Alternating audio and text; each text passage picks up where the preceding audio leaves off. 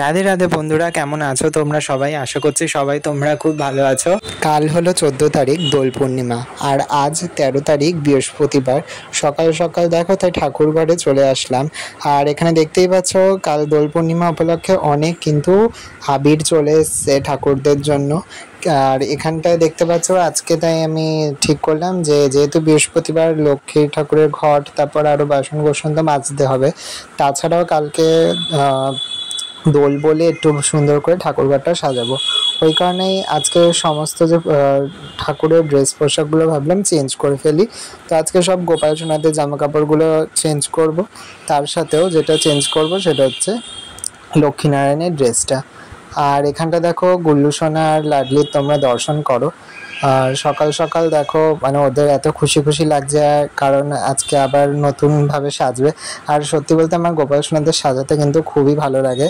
আর যতক্ষণ না পুরো কমপ্লিট সাজ হচ্ছে আমার ঠিক মন মতন মানে সাজটা না হলে না আমি ঠাই বসেই থাকি যে আর কি কি দিয়ে সাজালে মানে বেশি সুন্দর লাগবে দেখতে।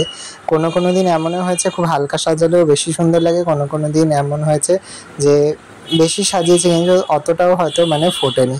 তো যাই হোক, গোপাল যেইভাবে চাইবে সেইভাবে আমাদের মাধ্যমে আর কি সে সেজে নেবে। তো এখানটায় দেখো আমি হচ্ছে গিয়ে এই পাগড়িটা, যেটা এর আগের বছর ওকে গিফট হিসেবে আর কি পেয়েছিল গোপাল সোনা, তো সেই পাগড়িটা পরেছি। তারপর আজকে সবার ড্রেসগুলো চেঞ্জ করেছি। এখানে লক্ষ্মীনারায়ণের ড্রেসটাও দেখো চেঞ্জ করিয়ে নিয়েছি, আর খুব সুন্দর লাগছে দুজনকে। আর এখানটায় দেখো আমার মেজগোপাল সোনার ড্রেস, তারপর ছোট রাধারানীর ড্রেস, সেগুলো কিন্তু আজকে নতুন ড্রেস পরিয়েছি।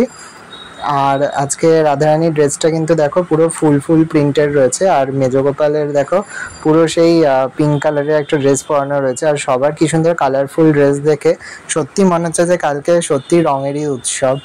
আর ঠাকুরঘরটা আর কি একটু মানে পরিষ্কার করব, একটু মুছবো। আর এখানে সব জামা কাপড়গুলো পরে রয়েছে, কারণ কালকে আসছে এক নতুন সদস্য, সেগুলো সব নিয়ে কিন্তু পরের ব্লগে নিয়ে আসছি। রাধে রাধে।